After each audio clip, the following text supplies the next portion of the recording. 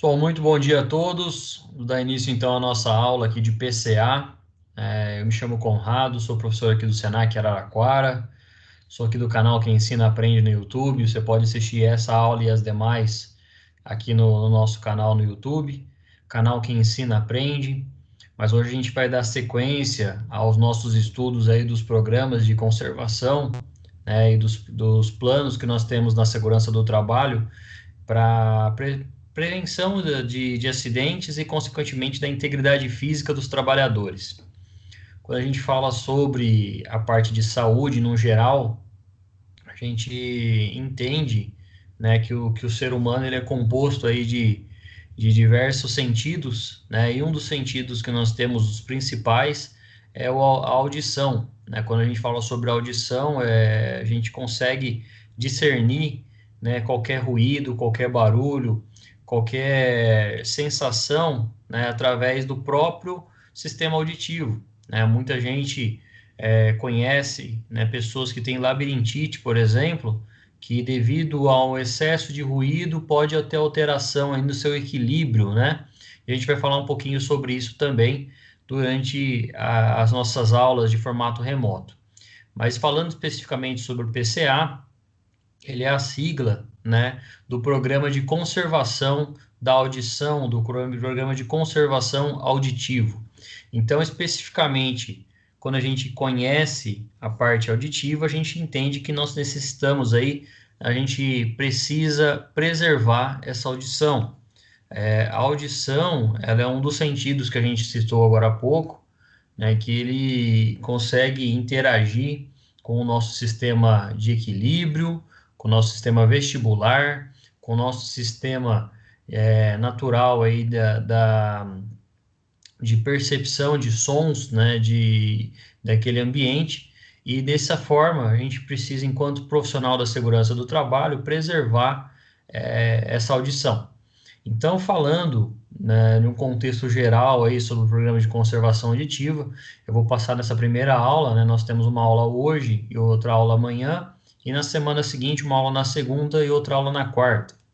Mas falando especificamente sobre a audição, sobre a conservação auditiva, o técnico de segurança ele é responsável em atuar nesses ambientes ruidosos, ambientes que tenham ali ruído de impacto ou um ruído contínuo, que possam gerar agravos à situação, à audição daquele trabalhador.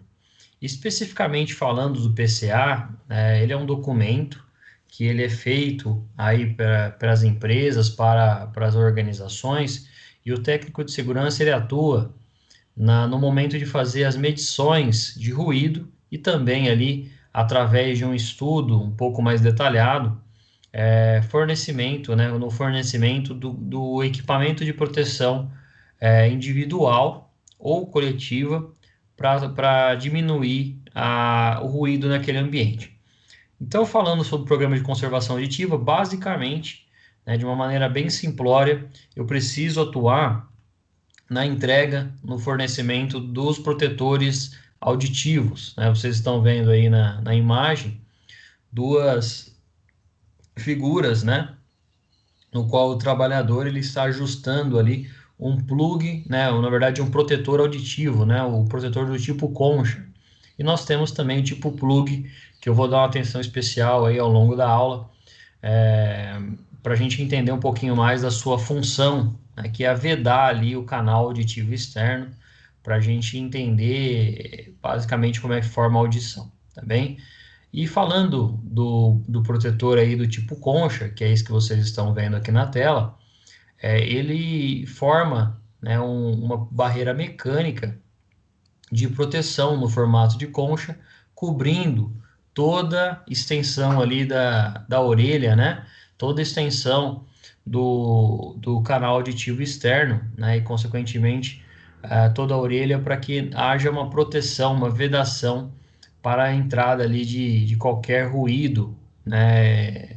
Para vedar, diminuir, para atenuar e, como o próprio nome diz, abafar o ruído, tá bem? Então, vamos falar especificamente sobre o PCA e depois a gente vai dar uma atenção melhor aí sobre os tipos de equipamento de proteção individual para proteção auditiva. Quando eu falo sobre o PCA, então ele é um conjunto de medidas coordenadas que eles servem, né? Então ele é um conjunto de medidas coordenadas que vão prevenir as instalações, né? O ambiente de trabalho, a instalação eu falo do ambiente de máquinas, o ambiente de equipamentos, o ambiente ali onde o trabalhador atua naquele posto de trabalho, ou na evolução das perdas auditivas, né? Então, quando a gente fala em perda, existe uma perda gradual, né, na nossa audição. Algumas pessoas já nascem com essa perda auditiva, né, e ela pode se prolongar, ela pode agravar ao longo do seu pacto laboral, né, durante o seu processo de trabalho. Essa perda auditiva, né, quando o indivíduo já nasce com uma perda auditiva, é necessário conhecer esse indivíduo e conhecer todo o seu histórico familiar para saber se essa perda auditiva ela é pregressa, né, se essa perda auditiva ela tem um histórico familiar, ou se essa perda auditiva ela é realmente ocasionada pelo trabalho, tá? E aí a gente vai instruir vocês aí da maneira mais técnica possível para entenderem, lembrando também que o técnico de segurança ele vai atuar até determinado ponto. Em outras etapas aí ele vai precisar de um profissional, seja um médico otorrino, seja um fonoaudiólogo, seja ali um outro profissional da saúde, para identificar se essa perda auditiva ela tem um caráter, uma característica, né, de ambiente ruidosos ou, por exemplo, de um histórico familiar, né, algumas doenças aí que a gente sabe que tem interferência, né, no canal auditivo. Então, nas evoluções das perdas auditivas, o PCA vai ser um processo contínuo e dinâmico de implantação de rotinas nas empresas. A rotina, pessoal, a gente vai falar, por exemplo, que todo momento em que o trabalhador ele sai de um ambiente administrativo, no qual o ruído ele é insignificante, baixo, né? Hoje a gente sabe que os computadores aí eles são dotados de caixas de som potente, mas geralmente em ambientes administrativos não deve haver ali nenhum tipo de ruído ou barulho significativo, né? Nenhum ruído que interfira na comunicação e, consequentemente, na audição dos trabalhadores. Mas se aquele trabalhador ele sai do ambiente administrativo e vai para a fábrica, né? Vai para um ambiente onde há ruído contínuo, ele tem que fazer uso desses protetores auditivos, justamente para que se torne uma rotina nas empresas, além de ser um modelo, né? Ele, consequentemente, ele tem que fazer uso desses protetores para que não gere maior agravo ali na sua audição, tá bem? Então, entre outras palavras, quando a gente fala em rotina, é o hábito, né?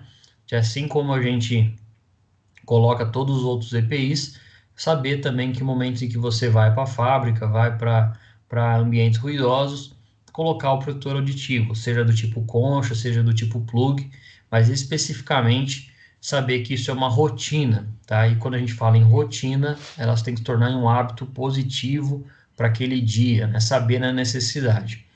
O que pode acontecer muitas vezes, né? É o trabalhador esquecer, o trabalhador deixar em casa, colocar no bolso e levar para casa, deixar dentro do carro. E aí a gente vai ter que criar uma sistemática, né? O técnico de segurança cria uma sistemática para que haja ali um consenso e se torne uma rotina também. Se houver uma perda, né?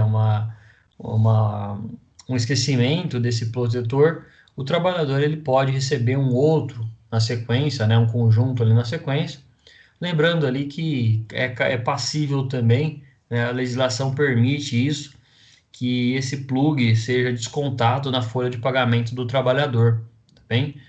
Ou abafador, se for o caso. Mas aí também tem que existir uma flexibilidade do profissional da segurança do trabalho em saber que isso pode acontecer. E aí você pode dar uma segunda chance para aquele trabalhador, olha, volta lá no seu carro e busca, né? Esse aqui você vai ficar com você, mas não esqueça mais, né? Então deixar ali uma flexibilidade para aquele trabalhador, tá bem? Seja dele do ambiente administrativo ou do ambiente operacional. Vamos dar sequência aqui. Onde existir o risco, né, onde houver risco para a audição do trabalhador, há necessidade de implantação do PCA. Ou seja, todo o ambiente de trabalho onde há ali a presença de um ruído, né, excessivo, seja ele ruído contínuo ou ruído de impacto, né, a gente precisa caracterizar que há provavelmente uma perda, né, haverá um risco de perda auditiva àquele trabalhador. Então, quando a gente fala então de programa de conservação, eu preciso, acima de tudo, conhecer o ambiente de trabalho, fazer as medições pertinentes ali com um, o equipamento de medição, né, de preferência ali a dosimetria, para conhecer os ambientes e saber qual que é o limiar de ruído naquele ambiente de trabalho, é, em situações comuns, né, de produção, dentro de 8 horas de trabalho. Então, a dosimetria ela vai servir exatamente para isso. Lembrando que nós temos lá o decibilímetro e nós temos o dosímetro. O dosímetro ele faz uma medição mais consistente, né, no qual você vai pegar ali, fazer a medição e fazer uma ampliação desse equipamento ao longo de 8 horas de trabalho. E o decibilímetro faz realmente uma medição pontual, né? Então, se eu quero saber se o ruído, em que momento ele ocorre, eu vou ali e faço aquela medição pontual e ele me dá uma característica pontual, também. Ele serve para ser utilizado, todavia, né, ele tem um peso um pouco menor aí em relação à dosimetria, né? O dosímetro de ruído sempre vai ser o melhor aí a ser utilizado. Mas falando especificamente sobre o risco da perda de audição, a necessidade de implantação do PCA para que você conserve a audição do trabalhador, né? E conhecendo ali aquele ambiente,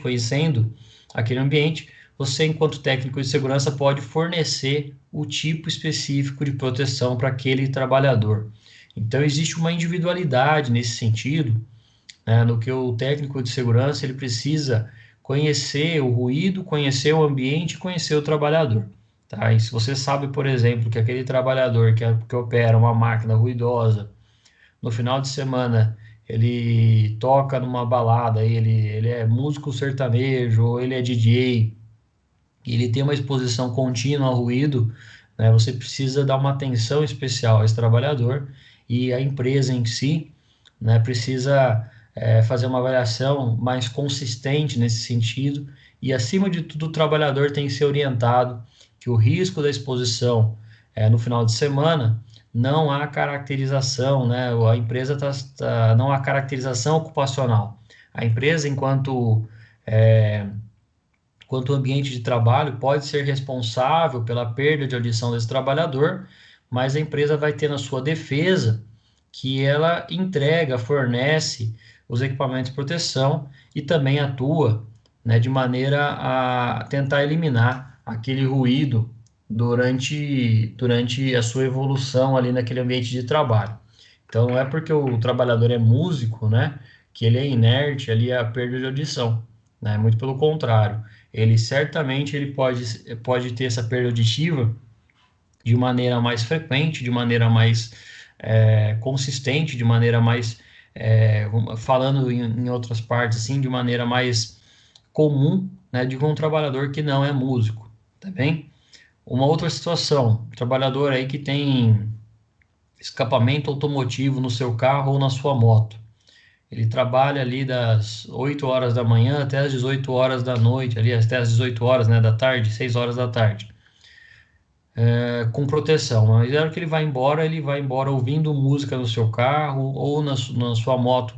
Existe o escapamento automotivo, ele retirou aquela parte posterior do escapamento, e isso certamente vai gerar uma perda auditiva e não é de responsabilidade da empresa, tá bem? Mas a gente precisa conhecer ali, se ambientalizar, né?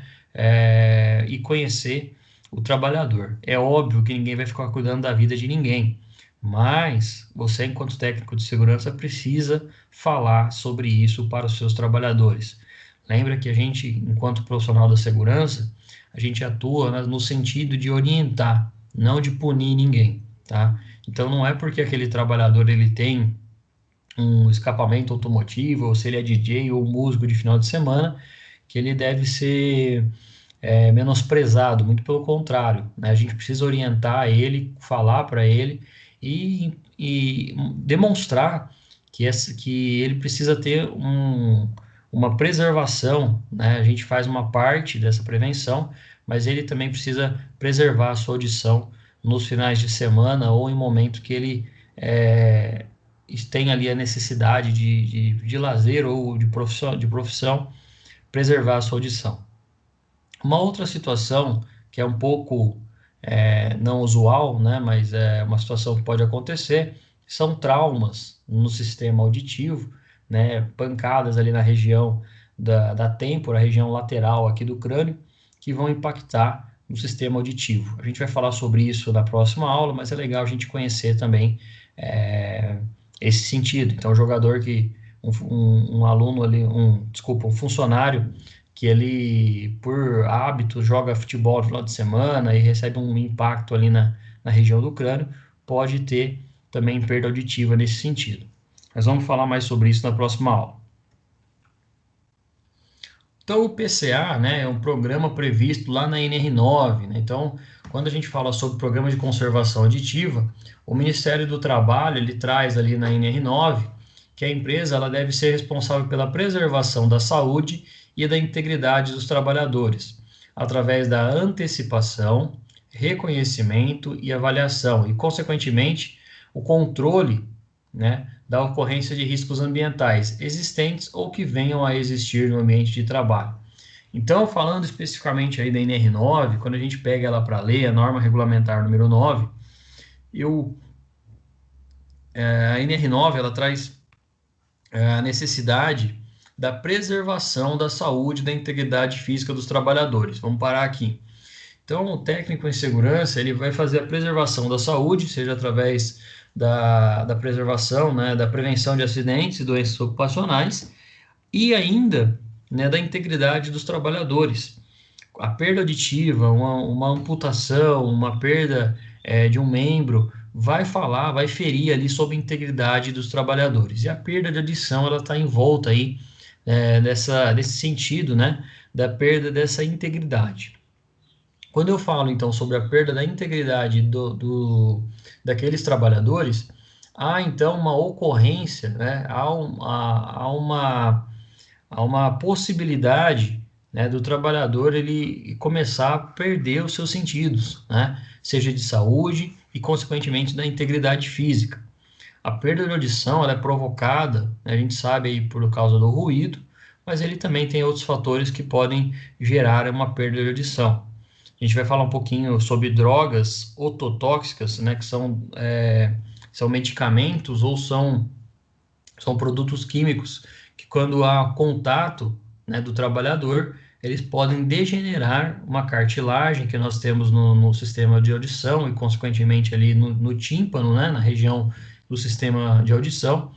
E essas drogas ototóxicas, elas provocam, né, vão produzir ali a perda de audição, tá? Mas a gente vai falar mais sobre isso ao longo da aula, mas é legal a gente já conhecer um pouquinho desse sentido, né, o que a gente fala de ototóxicas. Não é algo muito comum, né, mas ela pode, a gente pode estar exposto a essa ototoxicidade, né, a palavra é essa mesmo, e ele pode ocasionar perda de audição, tá bem? São alguns antibióticos aí, são alguns produtos que geralmente a gente utiliza, que eles vão degenerar, vão degenerar o nosso sistema auditivo.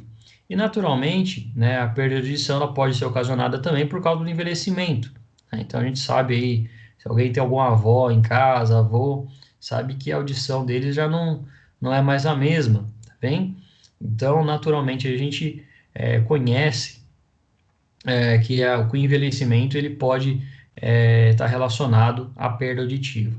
A questão ototóxica, né, que a gente estava falando agora há pouco, ela pode ser por alguns agentes químicos, né? Seja ele o carbono, o tolueno, o estireno, né? São produtos que geralmente estão expostos aí em ambiente de trabalho, seja através do contato dérmico ou através da própria inalação desses produtos, eles podem alterar as substâncias químicas do nosso corpo, né, um tecido adiposo que a gente tem ali no nosso corpo, e isso pode gerar certamente a perda de audição. Mas vamos deixar para falar sobre isso mais à frente. Então, o técnico de segurança precisa fazer a antecipação desse risco. Como que a gente faz a antecipação? A antecipação desse risco ela é feita no momento em que você, enquanto técnico de segurança, tem o primeiro contato com aquele risco. Se o risco de ruído está presente ali naquele ambiente de trabalho, você já fez uma antecipação. Então, você se reconhece, né, que existe o risco de ruído naquele ambiente. Então, após a antecipação, eu vou lá e faço o reconhecimento desse risco. Tá? Eu sei, por exemplo, que o ruído ele é um ruído contínuo, né, que ele permanece ali durante as 8 horas de trabalho, ou não. Eu sei que existe aquele ruído de impacto, né, que é o ruído no momento em que está ligado uma máquina, ou que existe uma prensa ali fazendo, numa estamparia, uma prensa fazendo um recorte. Então, esse reconhecimento é muito importante de ser feito. Na sequência, a avaliação, tá? A avaliação desse ruído, seja ele através de um decibelímetro ou de um dosímetro, lembrando que o decibelímetro ele vai ter uma característica mais aceitável, né? Ele vai ser uma característica mais voltada à perspectiva do trabalhador ali, ele é mais coerente na sua medição, e essa avaliação você vai ter um limiar, né? Você vai saber, olha, ela passou ali de 85 decibéis. Então, a partir desse momento, você tem que avaliar o que você vai fornecer para o trabalhador, seja ele um plug ou seja ele um abafador. Mas, Conrado, e se a avaliação for feita e esse ruído for ali acima de 115 decibéis, lá em final de escala? Se for o caso, né, a gente tem que tirar o trabalhador do ambiente. Né? Essa é uma medida de controle administrativo, no qual vai fazer parte a avaliação também do seu ruído. Isso entra, né, num consequente controle da ocorrência de riscos ambientais. No caso aqui, a gente está falando sobre o ruído. Nesse controle de ocorrência de riscos, você, enquanto técnico de segurança, tem que ter um mapeamento, né, desses ambientes, caracterizados ali, setorizados, para saber onde há mais ruído naquela empresa. E obviamente, deverá ali ter um controle, juntamente com o médico, com o fonoaudiólogo da empresa, com técnicos de enfermagem, se houver, e consequentemente com os outros profissionais do SESMIT, se existe a possibilidade de aqueles trabalhadores terem perdas auditivas. Então, você tem que ter um mapeamento ali na sua mão, né? Seja ele em uma planilha, seja ele em desenho, seja ele através de um software de avaliação, você precisa ter esse componente, né? Você precisa ter essa de fácil acesso para mostrar para a gerência da empresa, para a diretoria da empresa, que precisa ser feito investimentos. Por exemplo, uma compra de um maquinário mais novo, que não exerça tanto ruído. Nós temos hoje no mercado, né, um estudo aí que fala da engenharia do som, né? Então, engenheiros que conhecem da parte acústica e podem fazer intervenções ali de enclausuramento da máquina, ou jogar, né, fazer o componente que gera ruído ser colocado para fora do barracão, para que aqueles trabalhadores tenham um nível de atenuação do ruído de maneira mais significativa, né? Mas isso aí a gente precisa ter parcerias, né? Então a gente precisa conhecer um pouquinho de outras áreas também. E é muito habitual, né, a gente receber visita de profissionais que procuram fazer essas vendas, tá, pessoal? Então, profissionais aí do mercado, né, que procuram os técnicos de segurança nas suas empresas, né, ou consequentemente procuram as empresas e o primeiro contato vai ser com o técnico de segurança, o engenheiro de segurança, e você vai apresentar para ele, olha, aqui nesse ambiente, né, o setor X, ele apresenta um ruído de 115 decibéis. O que você tem de tecnologia para diminuir esse ruído? E obviamente vocês sabem que isso vai passar aí com orçamento, a empresa vai ter que fazer avaliação, vai ter que fazer ali uma projeção financeira, né? E custa muito mais caro, né, do que fornecer EPI de maneira contínua para aqueles trabalhadores. A gente sabe que o EPI ele tem um custo baixo nesse sentido, né? O plug, por exemplo, ele vai custar R$ 2, R$ 2,50 e uma melhoria, né, de engenharia ali pode custar um pouco mais caro, mas obviamente que isso é um dos problemas que nós temos na segurança, né, a questão de investimento em equipamentos. Então é mais fácil a gente fornecer proteção, né, do que melhorar o problema na fonte, mas a gente sabe ali que se a gente for estudar, né, as sequências, né, do que deve ser feito, a gente sabe que é melhor a gente atuar na fonte, que ali atenua, né, e protege todos os trabalhadores. Então, se os riscos ambientais existem ou venham a existir no ambiente de trabalho, você, enquanto técnico de segurança, tem que atuar na preservação da saúde e da integridade dos trabalhadores.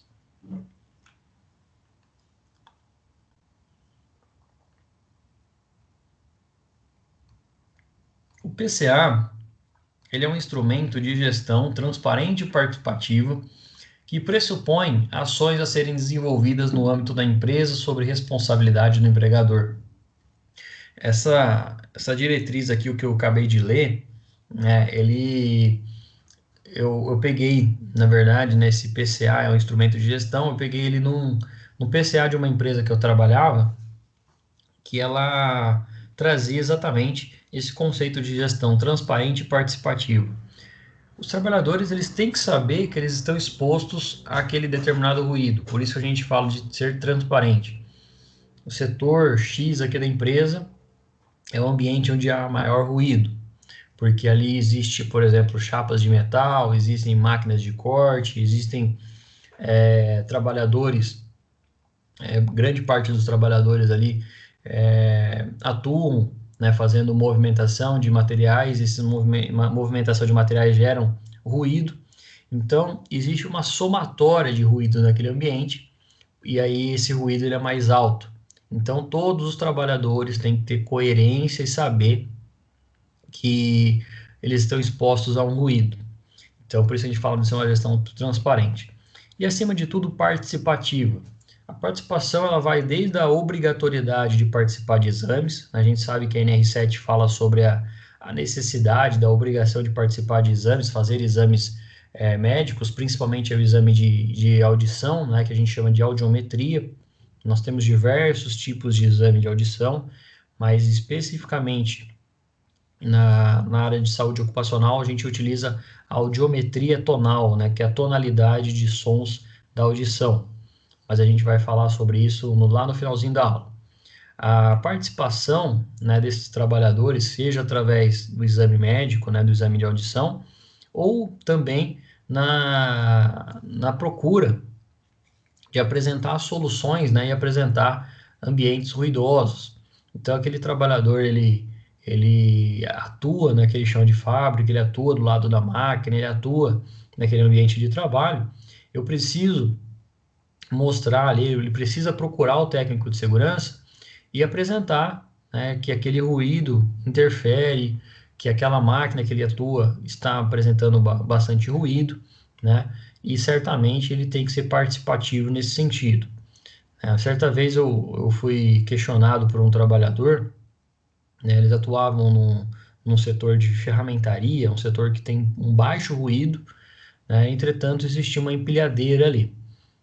E ele estava irritado, né, após uma série de provocações que nós fizemos ali, né, de apresentar sobre conceitos de PCA, conceitos de segurança, né, aquele trabalhador ele estava bastante irritado nesse sentido, que ele reclamou ali que a empilhadeira fazia um ruído.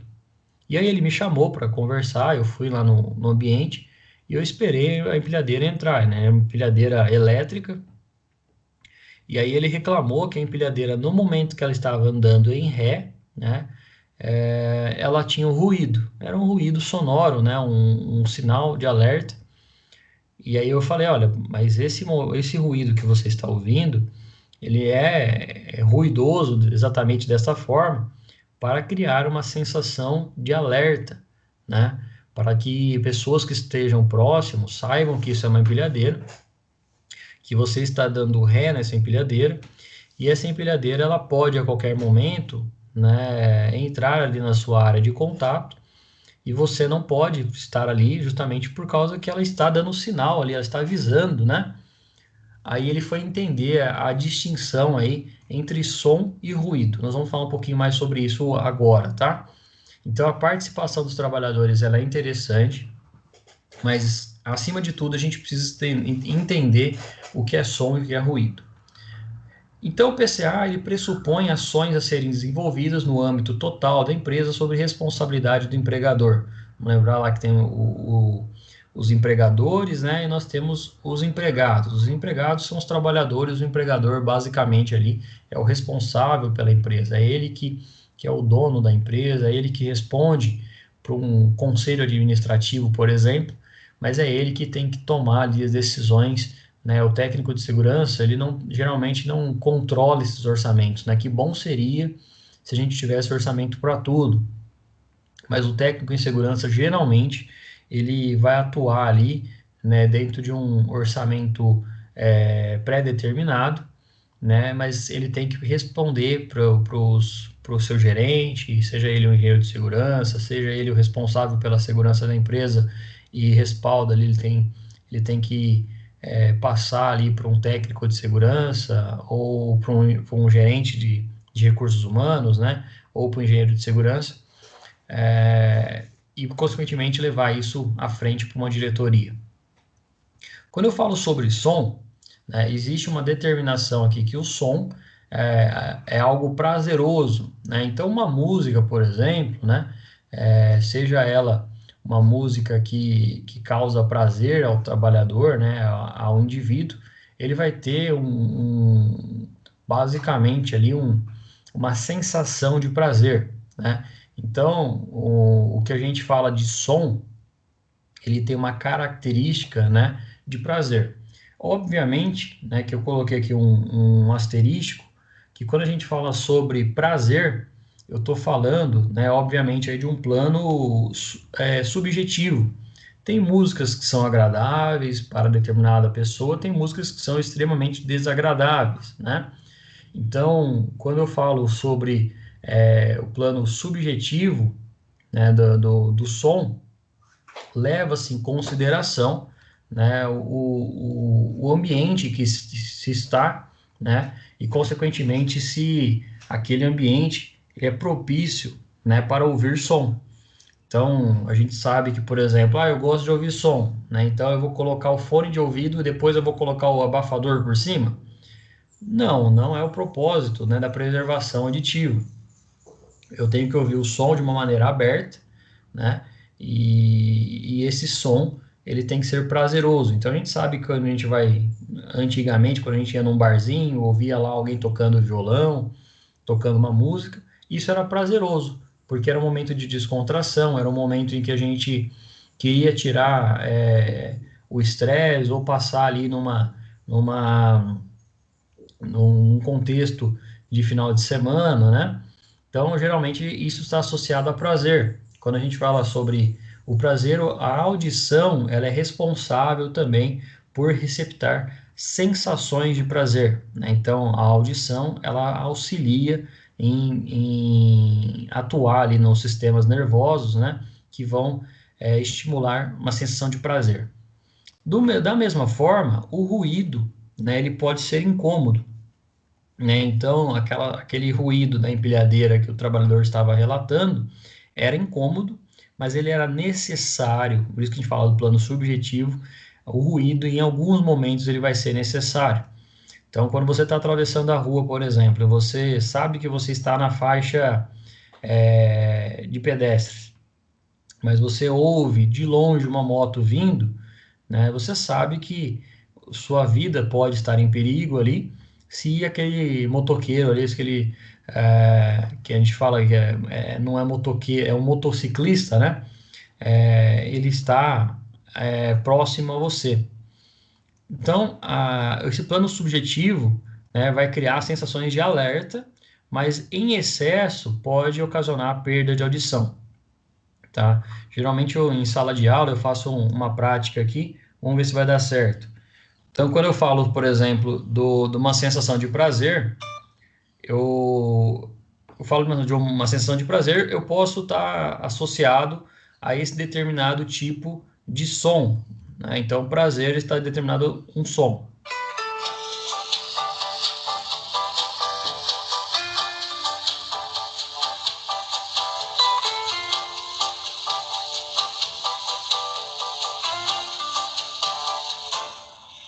Vou te contar, os olhos já não podem ver coisas que só o coração pode entender. Fundamental é mesmo o amor, é impossível ser feliz sozinho. Isso é uma música, né? A gente conhece a música do Tom Jobim, né? O Wave, é, que, que pode provocar um prazer, dependendo do ambiente que você está. Se você está na sua casa, se você está no final de semana, junto com amigos, isso pode provocar uma sensação de prazer, tá? Desculpa o meu gosto musical, mas ele é esse, né? O meu plano subjetivo é esse. Tem gente que vai gostar de música sertaneja, tem gente que vai gostar de funk, enfim. Tem gente que vai gostar de uma música um pouco mais voltadas aí à adoração e tudo mais, mas isso é um plano subjetivo daquela pessoa.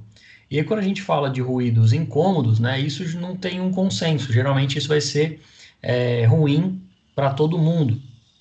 Então, quando a gente fala, por exemplo, de um ruído incômodo, né, ela está associado a algo que é prejudicial a todo mundo que está ouvindo. Peço desculpa aí quem tiver com fone de ouvido, tá? Mas eu vou fazer uma prática aqui, né, de um barulho que vai ser incômodo para todos nós.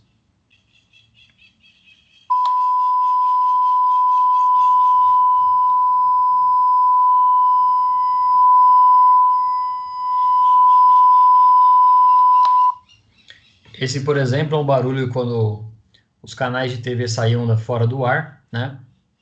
E esse ruído, né, ele dá uma sensação aí de agravo no nosso sistema auditivo, e isso pode gerar certamente um incômodo, tá bem? Então, ruído é o que causa incômodo e o som já é o que causa prazer, né? Lembrando sempre que a gente vai ter um plano subjetivo e ele precisa ser avaliado também, tá? Quando eu falo sobre som ocasionar prazer, a gente sabe que nós temos ali algumas partes no nosso corpo, especificamente aí no canal auditivo, que eles recebem, né, são receptores de sensações, mas a gente vai falar sobre isso na próxima aula. Quando eu falo sobre ruído, né, ele é incômodo justamente por um motivo. Aqui no caso do barulho que nós fizemos na TV, ele é incômodo justamente para que o usuário saiba que ele tem que mudar de canal.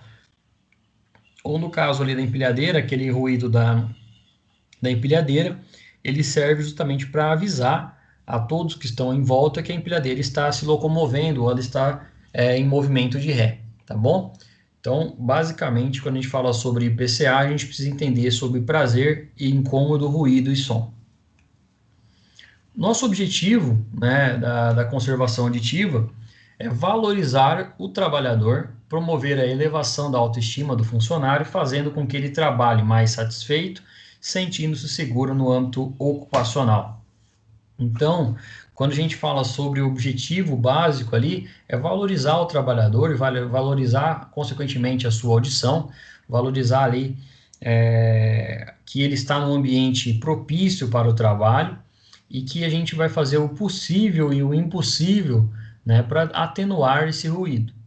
Lembrando que a exposição, né, desse ruído, ele está, consequentemente, ali, sendo movido por causa de um trabalho, tá bem? Então, você, enquanto técnico de segurança, tem que prevenir aquele ruído.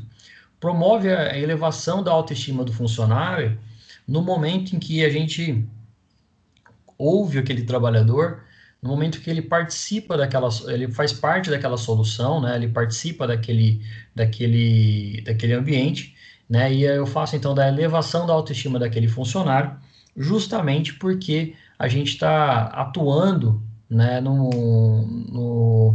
Com o propósito, né? De ouvir ele e dar soluções aos seus questionamentos, aos seus incômodos, né?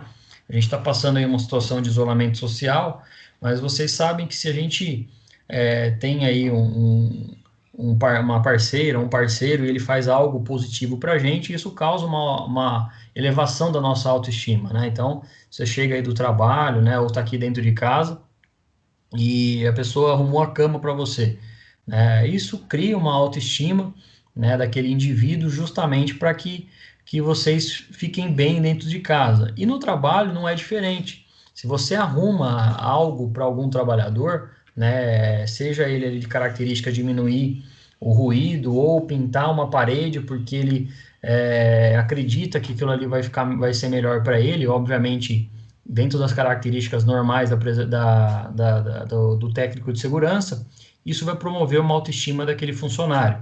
Se ele reclama, por exemplo, que o plug interfere muito ali, causa dor no sistema auditivo dele, e aí você traz uma solução de colocar um abafador que não vai machucar tanto o canal auditivo, você cria ali uma solução individualizada daquele trabalhador, e ele vai se tornar, né, um indivíduo com uma autoestima melhor. Ele sabe que a empresa no qual ele trabalha promove uma elevação dessa autoestima, né? Se preocupa com o trabalhador, não só no vocabulário, não só no papel, mas sim na prática. Fazendo então que o trabalhador trabalhe mais satisfeito, sentindo-se seguro para atuar no âmbito ocupacional. Eu trouxe aqui abaixo essa imagem aqui, para a gente entender um pouquinho, né, o que é uma escala auditiva. Tá? Então, quando eu falo sobre escala, eu tenho aqui, primeiramente, uma primeira escala, né, que vai aqui dos 20 decibéis até os 60 decibéis, que é chamada de escala de conforto acústico. Percebam que nós temos alguns exemplos aqui, né? 20 decibéis, 40 decibéis, até 60 decibéis. Quando a gente fala sobre esse limiar de conforto acústico, nós estamos falando de sensações que vão provocar um conforto e podem ser prazerosas. Por exemplo, um certo sussurro no nosso ouvido, pessoas conversando, né, de maneira baixa, próximo ao nosso ouvido, né, vão ter ali características de entre 20 a 25 decibéis. Alguns cantos de pássaros, né, obviamente aí dependendo do pássaro, né, se for uma maritaca, isso vai ser muito desconfortável, mas se for um pássaro aí que tem um conforto acústico, né, dentro do nosso sistema auditivo, isso vai provocar uma sensação prazerosa para todos nós. Então, quando eu falo sobre conforto acústico, eu estou falando aqui de uma sensação prazerosa. Quando alguém começa a falar um pouco mais alto, né, uma conversa alta aqui, isso chega a 45, 50 decibéis. Algumas pessoas, né, têm uma voz um pouco mais estridente e vão chegar nesse leve desconforto. Mas se você com cuidado, com carinho, falar para ela baixar um pouco o tom de voz, isso vai gerar ali um conforto acústico. Né? A voz que eu estou falando aqui com vocês agora, até liguei um aparelhinho que eu tenho aqui, ele está chegando aos 55, 60 decibéis. Está quase aí num conforto para leve desconforto, tá? Então, essa conversa, né, ela vai chegar num limiar aqui um pouco mais próximo do desconforto, mas geralmente tem que provocar um conforto acústico. Né? Se a gente estivesse em sala de aula, certamente ele estaria um pouquinho mais elevado.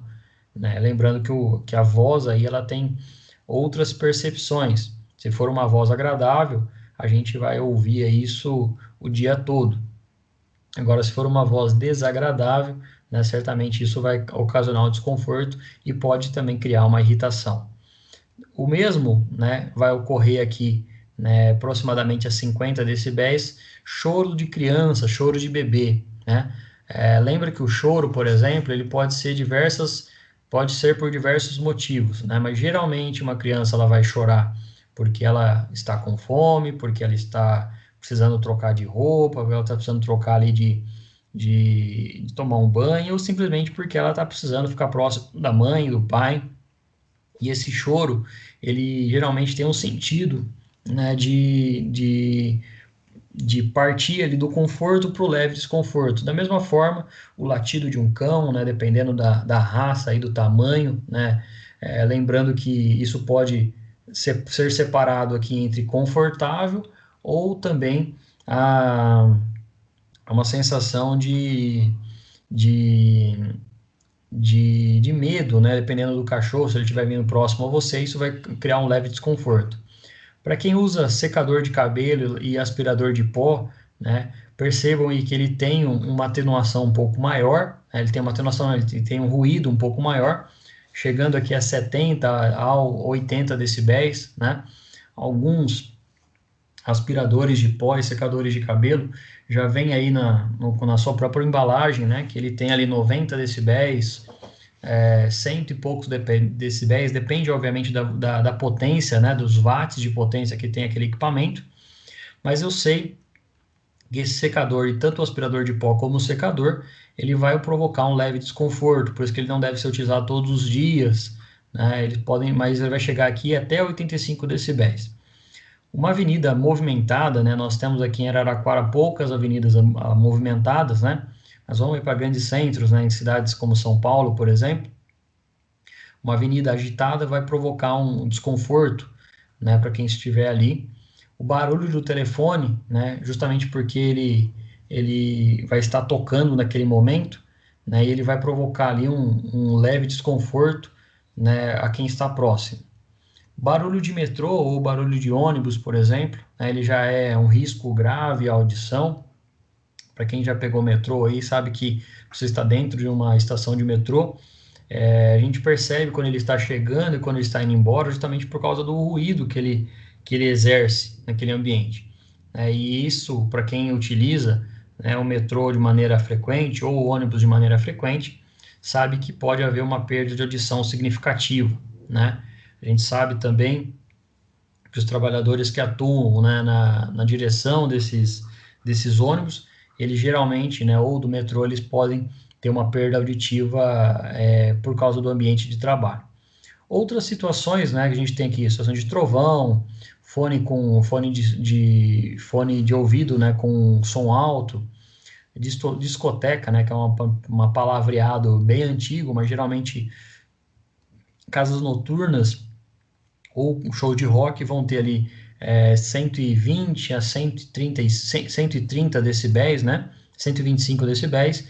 A buzina ela chega a 130, avião decolando, né, ou pousando, e também tiro, né? Se alguém já ouviu um barulho de arma de fogo, sabe que ela passa ali, excede os 130 decibéis, né? E aqui já entra numa característica de riscos graves à audição. Então, ele é dividido basicamente em 3 etapas: conforto acústico até 60 decibéis, de 60 a 85, leve desconforto, de 85, né, acima de 85, né, tudo que for acima de 185, né, nós temos aí riscos graves à audição.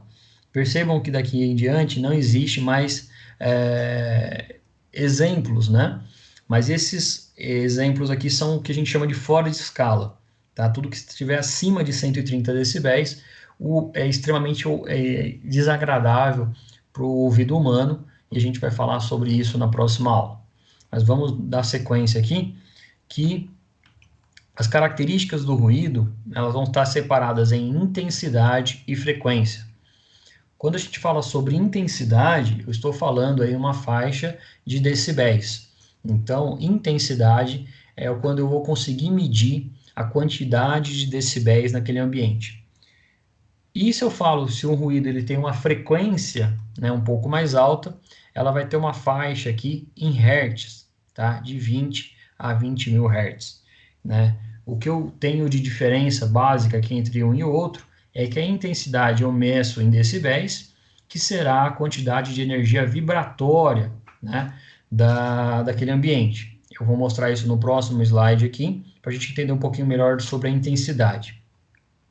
E a frequência, ela vai pegar ali as características de vibração conforme o tempo, que a gente chama de hertz, tá? Então, intensidade, eu utilizo uma faixa de 0 a 140 decibéis e a frequência de 20 a 20 mil hertz, tá bem? Basicamente, essas são as características do ruído. Quando eu falo sobre intensidade, eu tenho características de 0 decibéis a 140 e frequência eu tenho de 20 a 20 mil hertz. A intensidade eu falo sobre a quantidade de energia vibratória e a frequência eu falo sobre o número de vibrações de acordo com aquele tempo, que vai ser chamado aí de hertz. A intensidade, nós entendemos como intensidade o volume do som ou do ruído, quando a gente utiliza aí a característica de unidade decibel, né, que é esse D e B dentro desses parênteses. É uma característica, né, caracterizada como um som forte ou fraco. Então, quando eu pego uma alta intensidade, né, lembra que eu falei ali das oscilações vibratórias? São esses movimentos que a gente está vendo aqui em azul. Então, a alta intensidade ela pode ser caracterizada, né, com o volume do rádio quando ele está alto. Então, observe-se que esse movimento oscilatório aqui nesse slide que a gente está colocando como onda da cor azul, ele está provocando, né, uma alta intensidade, né? Então eu sei que o ruído, né, no caso aqui o som ele vai estar alto, tá bem? Vai estar um som forte. E no caso aqui da baixa intensidade é quando o volume do rádio, né, quando ele está baixo. E ele vai chegar de maneira, né, um pouco mais pulverizada aí no ouvido humano. Como eu regulo essa intensidade? Basicamente, no som, né, quando eu tenho lá no rádio, eu consigo aumentar e diminuir ele através da intensidade. Né? Eu não mudo a frequência, mas eu mudo a intensidade do volume, tá bem? Basicamente, é isso que ocorre. Então, alguns equipamentos aí, no caso o celular principalmente, ele já vem aí com uma frequência, já vem com um controle de intensidade, né? E esse controle de intensidade, você vai ali através do botão, aumenta e diminui o volume do seu som, do celular. E aí eu estou avaliando a intensidade. No caso de um ruído no ambiente de trabalho, eu posso ter aqui a intensidade maior através de um ruído de impacto, né, aquele barulho que ele é frequente, né, um barulho de corte, um barulho que ele vai chegar ali numa escala de 110, 100 decibéis, e eu vou ter um ruído de baixa intensidade, tá? Que esse ruído ele pode gerar ali a perda auditiva do trabalhador se exposto de maneira contínua, por exemplo, um ruído contínuo de 85 decibéis. A gente viu agora há pouco que tudo que for ali de ocasionar um leve desconforto pode provocar também a perda de audição, como aspirador de pó, secador de cabelo, tá bem? Então, esses ruídos de baixa intensidade, média baixa densidade, podem provocar ali a perda de audição. Então, toda vez que a gente fala sobre intensidade, eu estou falando sobre som ou ruído, cuja unidade de medida é decibel.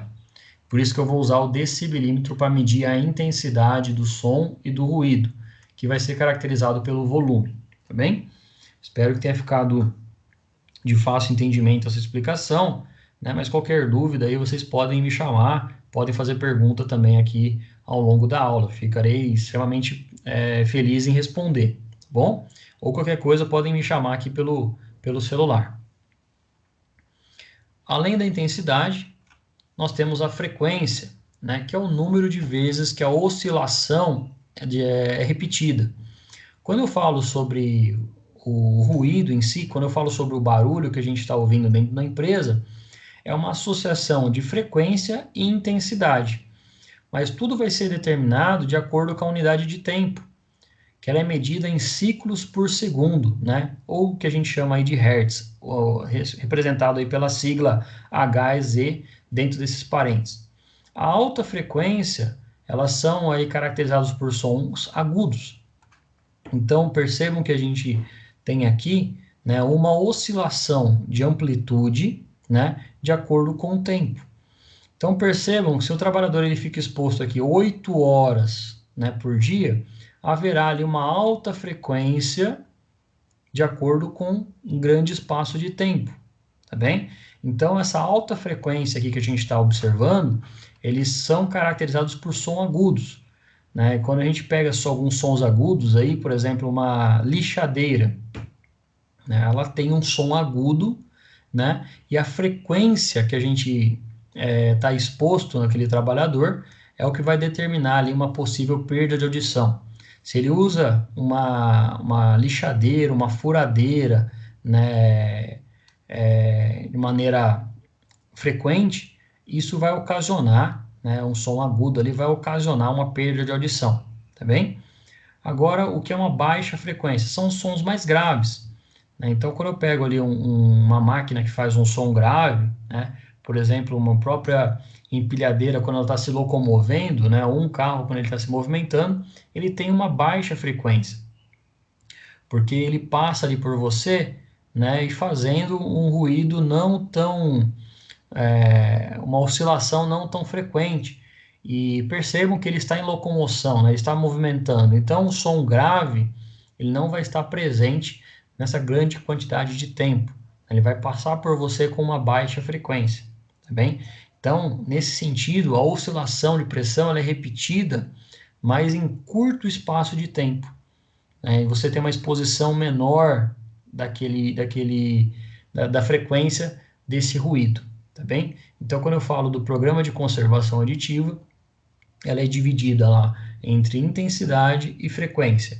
A intensidade ela vai ter uma alta e baixa intensidade e nós vamos ter uma alta e baixa frequência, tá bem? Isso aqui é um estudo, esse é um assunto que a gente pode estudar de maneira mais intensa aí, né, de maneira mais detalhada nas nossas futuras aulas presenciais, para a gente entender um pouquinho das características da perda de audição. Mas, em resumo, né, quando a gente estuda o PCA, a gente precisa entender da frequência e da intensidade. Entendendo a frequência e intensidade, eu vou partir aí para conhecer, né, o que eu faço no meu PCA, no meu programa de conservação auditiva. Envolve a atuação de uma equipe multiprofissional, pois são necessárias medidas de engenharia, conforme a gente falou, né, um engenheiro de som, um engenheiro acústico, de medicina, né, um médico do trabalho, um médico otorrino, e um profissional da fonoaudiologia, também, para que ele faça ali, por exemplo, os exames de audição, para que ele solicite exames médicos, né, por exemplo, uma ressonância ali do nosso sistema auditivo, né, ali do crânio, para que eles conheçam, né, se está preservado todo o sistema de audição. Dessa forma, né, o técnico de segurança vai atuar ali no treinamento e na administração do PCA. A NR9, que é a norma regulamentadora número 9, ela estabelece a obrigatoriedade da elaboração e implementação por parte das empresas e das instituições que admitam trabalhadores como empregados, para você criar, né, a obrigatoriedade de desenvolver o programa de conservação auditiva. Sendo assim, eu vou ter que elaborar basicamente ali uma hierarquia para saber quem vai ser o responsável pelo PCA. Esse PCA, eu vou ter geralmente um administrador do programa, que pode ser o técnico de segurança, ele vai ser o responsável pela elaboração do PCA, pode ser aquele próprio supervisor, né, ou o próprio trabalhador daquele setor, né, e é interessante que ele faça parte desse PCA, como a gente falou, ele tem que ser transparente e participativo. Abaixo dele haverá ali uma diretoria, uma gerência, uma supervisão da empresa, o que muita gente entende, né, que a diretoria tem que ficar aqui acima, né? No caso, a diretoria ela só vai ser envolvida, né, tanto a gerência ou a supervisão daquela empresa, no momento em que ele reconhece o risco e que ele tem ali a possibilidade de fazer algum tipo de investimento. Da mesma forma, chefias, encarregados de produção vão ficar aqui no mesmo andar aí dessa hierarquia. Um pouco mais abaixo, nós vamos ter aqui a equipe de segurança e fonoaudiologia. Lembrando, pessoal, que a gente não quer ficar ninguém acima de ninguém. Nós temos aqui basicamente um fluxo para ser seguido. né? E quando a gente observa aí essa hierarquia, ela serve, né, obviamente, de um patamar aí para a gente tomar ali as necessidades, né, e consequentemente colocar a implantação PCA. A medicina e a fonoaudiologia, elas vão ser importantes, conforme a gente estava falando. O médico do trabalho, um médico otorrino, consultor ali daquela empresa, um profissional da fonoaudiologia que faça os exames, né? Lembrando, pessoal, que a gente não tem prerrogativa, né, nem conhecimento técnico, enquanto técnico em segurança, de realizar os exames, tá? Eu já vi muita empresa aí colocar o técnico de segurança para fazer exame de audição, o enfermeiro para fazer exame de audição, e eu espero jamais aí encontrar vocês nessa cilada, tá? Porque não é a nossa responsabilidade, tá bem? Então, deixem os profissionais específicos fazendo essa atividade. Ah, Conrado, mas eu fiz um curso aqui de 8 horas para fazer o exame de fonoaudiologia. Tá, mas o fonoaudiólogo fez uma faculdade lá de quase 4.000 horas, o médico fez lá um curso de 6.000 horas, né? Então, muito mais aí do que o nosso curso técnico, por exemplo. Os profissionais de segurança e higiene ocupacional também vão estar envolvidos aqui, né, em parceria com a medicina e fonoaudiologia. A engenharia e a equipe de manutenção, assim como compras, suprimentos e almoxerifado, vão estar fazendo parte desse PCA. E aí, abaixo de todos eles, os colaboradores, terceiros e visitantes.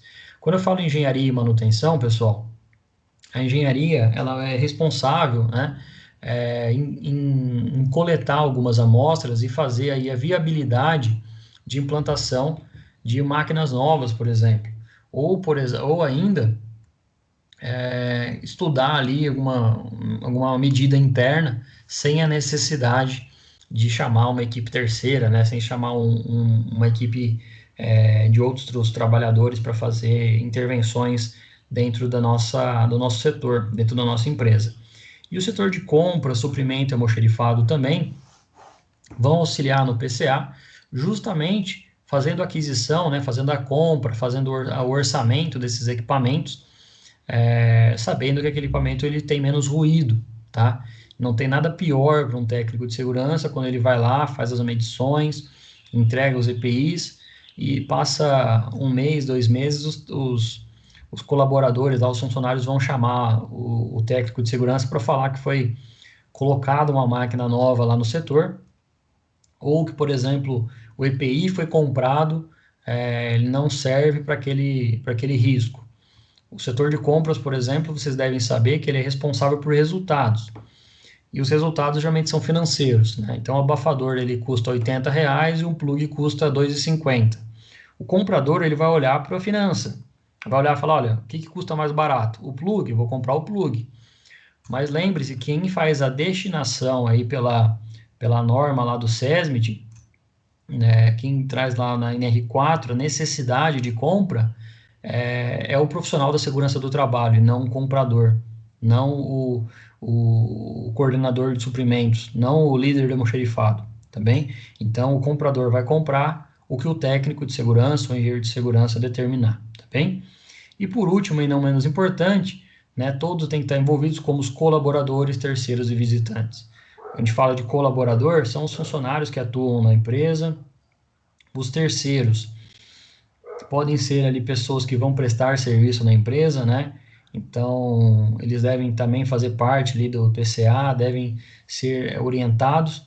E os visitantes, né? Por exemplo, se você trabalha numa empresa e ela recebe uma equipe de alunos de técnico de segurança do Senac de Araraquara, você, enquanto técnico de segurança, vai fornecer os equipamentos de proteção auditiva e também vai orientar os trabalhadores que a empresa faz um PCA, que a empresa ela participa desse programa de conservação auditiva. Os objetivos do PCA levam em consideração as necessidades da empresa, né? Então, as necessidades da empresa basicamente vão estar separados entre um bom e um mau programa, que vai depender diretamente das mesmas coisas, que são recurso de tempo, recursos econômicos e uma equipe multiprofissional. Sendo assim, a gente chega no final da nossa aula, né, e aí na nossa próxima aula eu vou abordar um pouquinho mais esses 3 itens aqui, e também falar da anatomia e fisiologia da audição. Mas basicamente, quando eu falo sobre recurso de tempo, quanto tempo você tem destinado ao longo da semana, né, ou ao longo do mês para se dedicar ao PCA.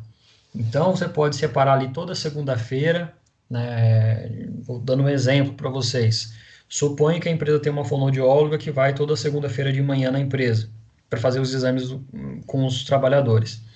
E esses exames eles ocorrem ali das 7 horas da manhã até as 10 horas.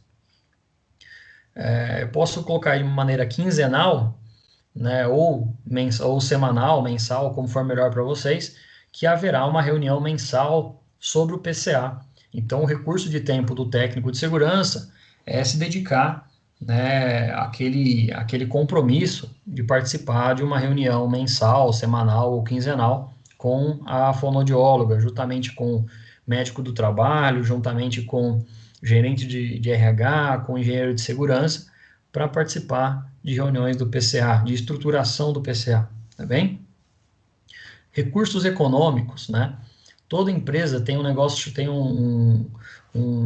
falar assim, né? Tem um negócio, uma projeção chamada budget, né? Que em resumo ali quer dizer orçamento, tá? A palavra bonita que eles usam aí, mas é um orçamento. Do mesmo jeito que todos nós temos aí as nossas contas de casa, a empresa também tem as suas contas.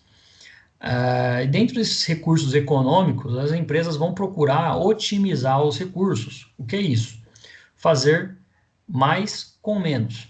Tá? Então, você, enquanto profissional da segurança do trabalho, o quanto antes você entender que os recursos econômicos da empresa têm que ser utilizados de maneira coerente, né, melhor para você ser um profissional eficaz.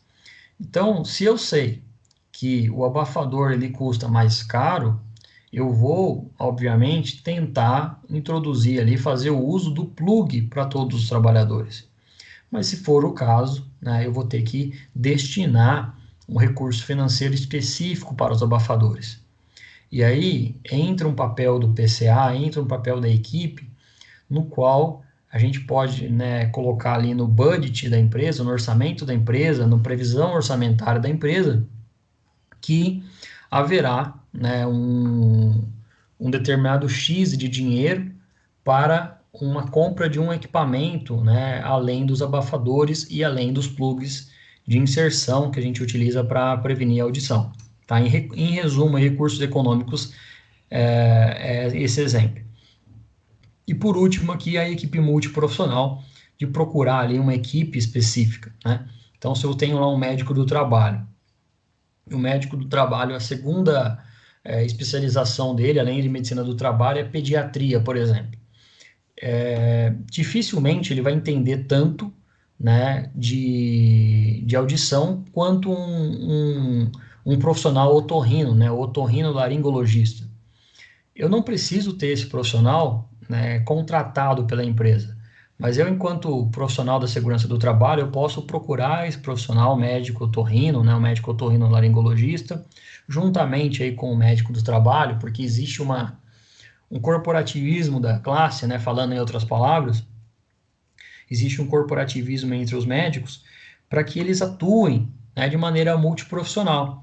O médico do trabalho, a partir do momento que ele reconhecer uma perda de audição, ele vai encaminhar para o médico otorrinolaringologista, para o médico, né, que é específico, que é especialista aí de nariz, ouvido e garganta, né, ele vai ser o profissional responsável em determinar se aquele ruído é ou não relacionado ao trabalho. Então, a fonoaudióloga, o médico do trabalho vão ter livre acesso a esse profissional e, obviamente, esse profissional, o otorrinolaringologista, ele vai cobrar as avaliações, né? E você, enquanto técnico de segurança, tem que estar ciente, né, que aquela decisão ali ela vai ser a final. Não é porque ele foi colocado no ambiente de trabalho com ruído abaixo de 85 decibéis, que algumas pessoas têm a gente chama isso de susceptibilidade, a gente vai falar sobre isso na próxima aula. Algumas pessoas são mais sensíveis ao ruído do que as outras, tá bem? Então, via de regra, uma pessoa que é colocada a um ruído abaixo de 85 decibéis não vai ter perda auditiva. mas se o profissional da otorrinolaringologista falar que aquela perda de audição ela foi provocada por causa do ruído, pode ser que foi provocada sim, pela questão do ruído. O que a gente vai precisar determinar é se o ruído é ocupacional ou não, e aí a gente vai ter que conhecer muito bem o ambiente, tá? Além da equipe multiprofissional, tem que ter um profissional lá, fonoaudiólogo, conforme a gente falou, médico do trabalho, engenheiro de segurança, equipe de manutenção, tudo que a gente viu no slide anterior, tá bem? Sendo assim, agradeço a todos que acompanharam a nossa aula, que participaram aqui da nossa gravação remota. Eu espero que vocês tenham entendido aí os conceitos do PCA e, consequentemente, o propósito, né, de estudar um pouco da área da segurança e medicina do trabalho, sabendo aí que é um vasto campo, né, para gente se aventurar, tá bem? Em outras palavras, né, agradeço aí todos, espero que vocês tenham gostado dessa gravação, espero que vocês tenham gostado dessa aula, e eu fico à disposição, né, no grupo do WhatsApp de vocês ou pelo e-mail, para que vocês entrem em contato comigo, tá bem? Obrigado e até a próxima aula.